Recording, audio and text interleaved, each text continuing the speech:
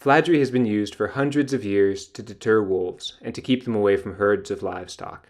It's a fairly simple tool, a barrier of flags that takes advantage of a wolf's fear of new objects in the environment. One of the improvements that's been made on Fladry recently is that the line that the flags hang from has been electrified. We aim to have more than 8,000 volts, which is substantially higher than what you would see with a cattle fence generally. And that's a huge thing because historically, wolves would look at it. It was a very strange thing with all these red flags flapping in the breeze, and they wouldn't know what to make of it, didn't like to go around it. But they would eventually test it. And when they tested it, there was no negative effect. So what we did by adding electrical current to the line, that novel visual thing is actually backed up by a pretty hefty electric shock. It's a non-injurious shock, so it does no lasting harm, but it is very painful. I mean, I can speak from personal experience. It's a powerful incentive to get away from the fence as quick as you can.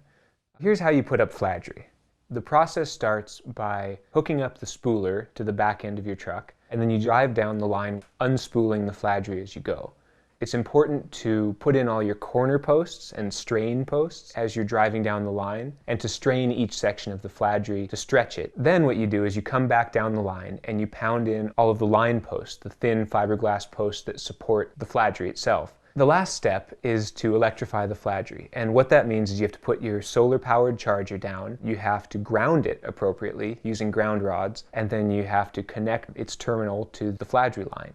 With Fladry, you have to be very careful to hang it at the right height and put in enough posts in your line that your Fladry will mirror the contours of the ground. Where you have a ditch or a bump, you'll want to put in one or more extra posts to make sure that the flagging is hung so that the tip of the flag just brushes the ground. Fladry, like any tool, has to be used in the right context. I would also caution people against looking at it as a solution to all forms of depredations by carnivores. A number of people have suggested in the past that it might work to keep grizzly bears out of things, and we've done tests that have proved conclusively that that doesn't work. Grizzly bears will go right underneath Fladry.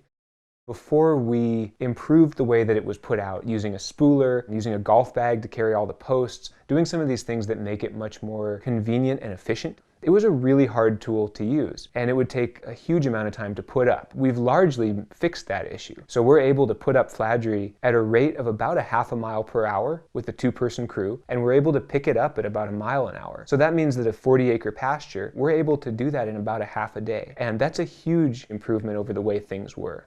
In a decade of experimentation with Fladry, People and Carnivores has learned that Fladry works best if you use it for wolves in these smaller pastures with a very definite time frame in mind. And if people are able to do that, it can make a very big difference in the amount of issues that they have with wolves. For more information, please visit peopleandcarnivores.org.